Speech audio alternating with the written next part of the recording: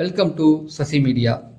So இன்னைக்கு ஃபுல்லாகவே பார்த்தீங்க அப்படின்னா பார்வதி ப்ளஸ் வாட்டர்மிலன், ஆதிரை, கனி, எஃப்ஜே இவங்களுடைய ஆட்டம் தான் இன்னைக்கு கேமில் இருக்க போது. அது நல்லாவே தெரிஞ்சிருச்சு. ஆனால் இன்னைக்கு சண்டைகள் நிறையா போனாலும் எஃப்ஜே ஒரு வேலையை பார்த்து விட்டான். சண்டை நடக்கும்போது இந்த பக்கம் பார்த்தீங்கன்னா ஆதிரை பிடிச்சி கட்டி பிடிச்சி உருண்டு அது ஒரு தனி இதாக போயிட்டுருக்கு. ஏன்டா அங்கே எவ்வளோ பெரிய பஞ்சாயத்து போயிட்டுருக்கு, இங்கே நீங்கள் ரெண்டு பேரும் இந்த மாதிரியான கேம் விளாண்டுக்கிட்டு இருக்கீங்களாடா அப்படின்னு தான் நினைக்க தோணுச்சு. சரி, இது எல்லாத்தையும் ஒன்று பார்த்துட்டு அப்படியே ஓட்டிங்கும் பார்த்து முடிச்சிடலாம் அப்படிங்கிறது தான்.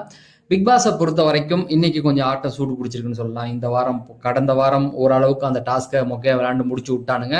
பட் இன்னைக்கு டாஸ்க்கு வெளியிலேயே நிறைய விஷயங்கள் நடந்தது. ஃபர்ஸ்ட் எடுத்தோடனே பிக் பாஸ் என்ன சொல்லிட்டாரு அப்படின்னா, ஒவ்வொருத்தங்களையா கூப்பிட்டு என்கொயரி மாதிரி போட்டார். என்னென்ன விளாண்டிங்க, நீங்கள் ஓனர் தானே, உங்கள் பாட்டில் ஏன் அதிகமாக அங்கே எடுத்துகிட்டு போகல, அதாவது ஆஃபீஸர்ஸ் வந்து ஏன் எடுக்கலை அப்படின்னு சொல்லி ஒரு கேள்வி கேட்டு, அதுக்கப்புறம் இவங்களை கூப்பிட்டு நீங்கள் வந்து பாட்டில் பொறுக்கி கொடுக்குறீங்கள, நீங்கள் எல்லாம் சரியாக பொறுக்கி கொடுக்குறீங்களா, ஏன் பாட்டிலுக்கு என்ன வேலிடேட் பண்ணி கொடுக்குறீங்க அப்படிங்கிற மாதிரி ஏற்றி விட்டார். அதாவது அப்போ நீங்கள் அவங்க வந்து உங்கள் பாட்டிலை செலக்ட் பண்ணல, ஜூஸ் பாட்டில், அப்போ நீங்கள் ஒழுங்காக தயாரிக்கலன்னு தானே அர்த்தம் அப்படின்ட்டு.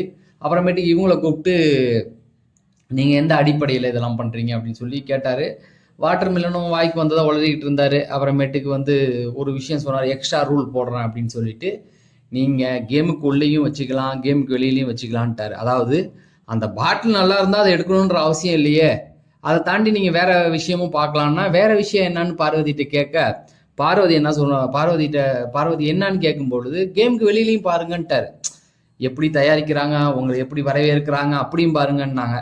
அதாவது அவருடைய எண்ணம் என்னன்னா, நீ வந்து பிரச்சனை பண்ணு, அதுக்கு காரணம் நிறைய தேடிக்கோ அப்படின்னு சொல்லிட்டாரு. அப்போ அவங்க ஜூஸ் போடுற இடம் எப்படி இருக்கு, அவங்க நம்ம கிட்ட எப்படி பழகுறாங்க அப்படிங்கிறதெல்லாம் வச்சு கிளப்பி விட்டதன் விளைவாக தான் இன்னைக்கு வந்து என்ன ஆயிடுச்சுன்னா கேம்ல அடிதடி வந்துருச்சு.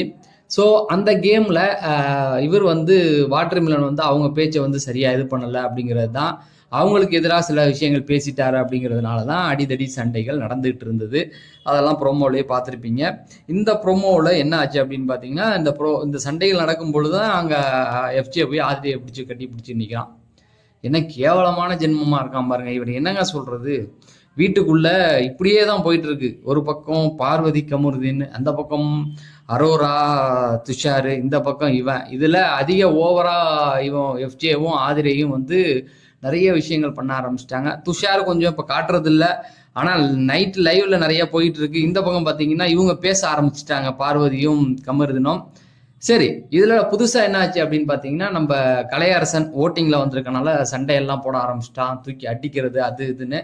ஓகே, ஏதாவது பண்றிய அதனால சந்தோஷம் அப்படின்ட்டு தான் எனக்கெல்லாம் பார்க்க தோணுச்சு. அதுக்கப்புறமேட்டுக்கு வந்து பார்த்தீங்கன்னா கனியும் இவங்களும் வந்து, அதுக்கப்புறமேட்டுக்கு பார்த்தீங்கன்னா கனி, ஆதிரை, இவங்க எஃப்ஜே இவங்கெல்லாம் ஒன்று சேர்ந்துக்கிட்டு பார்வதி வியானா கிட்ட சண்டை போட்டுது. அதாவது கனியை பொறுத்த வரைக்கும் இவங்க கிட்ட வம்புக்கு வரணும், அதாவது எஃப்ஜே ஆதிரைக்கு சொப்பு தூக்கணும் அப்படிங்கிறதுல உறுதியாக இருக்காங்க. அதை வந்து வியானா கேட்டுவிட்டாங்க. பார்வதியும் கேட்டாங்க, நீங்கள் அவங்களுக்கு ஒன்று நான் மட்டும்தான் வருவீங்க அப்படின்னு. அதுக்கு பதில் சொல்ல தெரியாமல் அவங்களுக்கு ஏதோ பிஆர்ஓ மாதிரி இவங்க பேசிக்கிட்டு இருக்காங்க. சரி, இதெல்லாம் விஜய் சேதுபதி கண்டிப்பாருன்னா சத்தியமாக கண்டிக்க மாட்டார். அவரை பொறுத்த வரைக்கும் அது இந்த வாரம் கண்டிக்க வாய்ப்பு இருக்கு. ஏன்னா நம்ம கனி இல்லை, கனி எஃப்ஜேக்குள்ள பிரச்சனை. ஆதிரை பார்த்தீங்களா, போன வாரம்லாம் கம்முன்னு இருந்துட்டு இந்த வாரம் ஏதோ புதுசாக கதை விட்றாங்க. டாஸ்க்கு சொன்னால் செய்கிறது, ஏதோ போன வாரம் எல்லாத்தையும் செஞ்சு கிழிச்சிட்ட மாதிரி. ஆனால் வெளியில் டேமேஜ் செம்மையாக போயிட்டு இருக்குங்க அதுங்க பேர். சரி, இதுக்கு மேலே அதான் சொல்கிறோம்ல, தங்க பேரை தாங்களே காப்பாற்றிக்கணும் அப்படிங்கிறது தான். அதை ரெண்டு பேருமே விட்டுட்டாங்க. யாரை பார்த்தாலும் எஃப்ஜே பிடிக்கல அப்படின்ற மாதிரி கொண்டு வந்துட்டாங்க. வீட்டுக்குள்ளே மாஸ்க் காட்டலாம், என்ன வேணால் பண்ணலாம். வெளியில் பேர் போயிடுச்சுன்னா நீ வெளியில் வந்து இருந்தும் பிரயோஜனம் இல்லை, ஏன்டா போனோன்னு உன்னை ஃபீல் பண்ண வைக்க போகுது அப்படிங்கிறது தான். வீட்டில் உள்ளவங்க ஏதாவது பேசி என் பையனை அனுப்பி விடுங்கன்னு கேட்கறது எஃப்ஜேக்கு எதிர்காலத்துக்கு நல்லது அப்படிங்கிறது தான். சரி, ஓட்டிங்கில் ஃபர்ஸ்ட் எடுத்தோடனே இருக்கிறது வியானாவுடைய ஓட்டிங் பார்த்தீங்கன்னா 31% வாங்கியிருக்காங்க.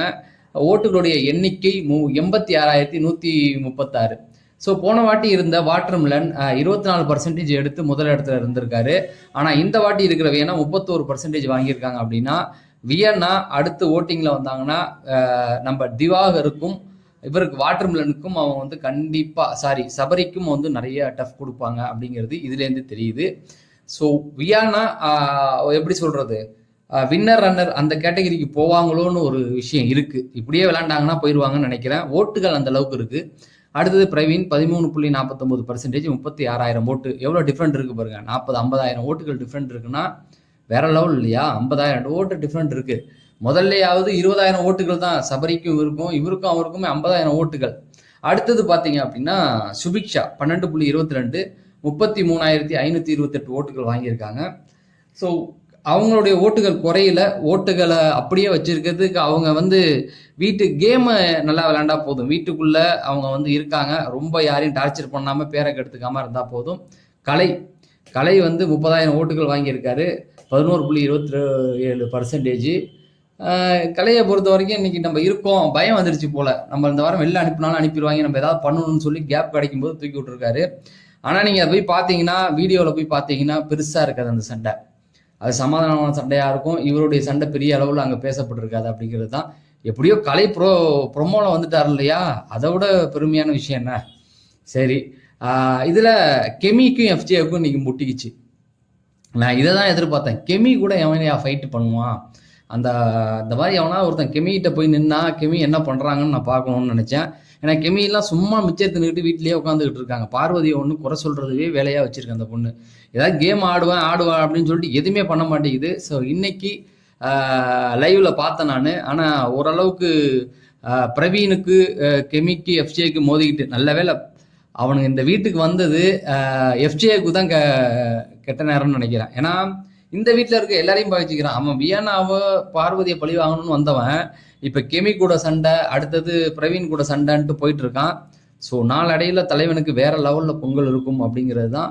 அடுத்தது பார்த்தீங்கன்னா துஷார் 10.57%, 29,001 ஓட்டுகள் வாங்கியிருக்காரு.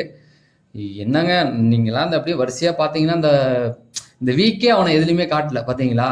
எதுலையுமே அவன் இருந்திருக்க மாட்டான். அந்த வீட்டுக்குள்ள அவன் இருக்கான் அப்படிங்கிறதுக்கு இந்த வாரம் எந்த ஒரு சுவடுமே இல்லைன்னா பார்த்துங்களேன். வேற லெவல் சம்பவம் பண்ணிட்டு இருக்கான் ஆளு. சரி, ஒன்று வந்தா அவங்க பிபி டீம் என்ன பண்ணிட்டாங்க அப்படின்னா, அந்த அரோரா சம்திங் அவங்க 2 பேர் ஓகே, யாருக்குமே தெரியாமல் வீட்டில் இருக்காங்கன்னா பார்த்துங்க. அடுத்தது பார்த்தீங்கன்னா ரம்யா 7.76, 21,276. ஸோ என்ன சொல்கிறது, ஒரு வீட்டுக்குள்ளே இவங்களை எப்படி இருக்காங்கன்னா, என்னை நோக்கி யாராவது வந்தால் நான் அவங்கள டேமேஜ் பண்ணுற மாதிரி பேசுவேன், கத்துவேன். மற்றபடி நான் பாட்டுக்கு என் வேலையை பார்த்துக்கிட்டு இருப்பேன் அப்படிங்கிற மாதிரி இருக்காங்க. ஆனால் கூடி சீக்கிரம் வெடிக்கும், கவலைப்படாதீங்க. பிக் பாஸ் வீடு இல்லையா அது, நீ என்ன தான் கத்தி பார்த்தாலும் நடக்கிறது நடந்துடும் அப்படிங்கிறது தான். அடுத்தது அரோரா 6.77, 18,555 ஓட்டுகள் வாங்கியிருக்காங்க அரோரா. ஸோ அந்த லாஸ்ட்டு துஷார், அரோரா, கலை, பிரவீன் இவங்களெல்லாம் நம்ம பார்க்கறதே இல்லை. இவங்களை பற்றி என்ன சொல்கிறது, வெளியில தான் 1000 பேசிக்கிட்டு இருக்காங்க. இதில் நம்மளும் எதுவும் பேசி ஒன்றும் இது பண்ண வேண்டாம். அடுத்தது பார்த்தீங்கன்னா ஆதிரை 6.52, 17,880 ஓட்டிங் படி பார்த்தா இவங்க தான் போகணும் அப்படிங்கிறது. ஏன்னா இவங்களுக்கு மேலே இருக்கிறவங்க ஒரு 1000 ஓட்டு லீடிங்கில் இருக்காங்க அரோரா. இந்த வாட்டியாவது கரெக்டாக ஆள் அனுப்புவானுங்களான்னு தெரியல. ஏன்னா இதை அனுப்புனாதான் அங்கே அவன் என்ன பண்ணுறான்னு பார்க்கலாம் எஃப்ஜே. ரெண்டாவது இந்த வாரம் ஓவர் பேச்சு எஃப்ஜே அங்கே வந்ததுலேருந்து. எம்மம்மா ஐயோ, அவரை தாங்குன்னு தாங்கிறது என்ன, இன்னைக்கு கட்டி பிடிச்சி உருள்றாங்க. இது தேவையா? அங்கே சண்டை நடக்கும்போது இது நடந்துகிட்டு இருக்கு. இவ்வளோ கேவலமாக ஒரு வீட்டுக்குள்ளே இப்படி நடந்துக்கணுன்ற அவசியமே கிடையாது என்னை பொறுத்த வரைக்கும். வெளியில் ஒரு பாய் ஃப்ரெண்ட் இருக்கான், அப்போ இவன் யார்? அவன் கூட எதுக்கு இந்த மாதிரி கேவலமான விஷயங்கள் பண்ணிக்கிட்டு? கேம் விளையாடுறியா, விளையாண்டு நல்ல பேர் வாங்கிட்டு ஆக்டிவாக வாட்டர் மில்லன்ட்ட போய் கெமி என் எடுப்பை பார்க்குறியான்னு கேட்கும்போது இவங்க போய் தட்டி கேட்டதை நம்மளே சொல்லியிருக்கோம்.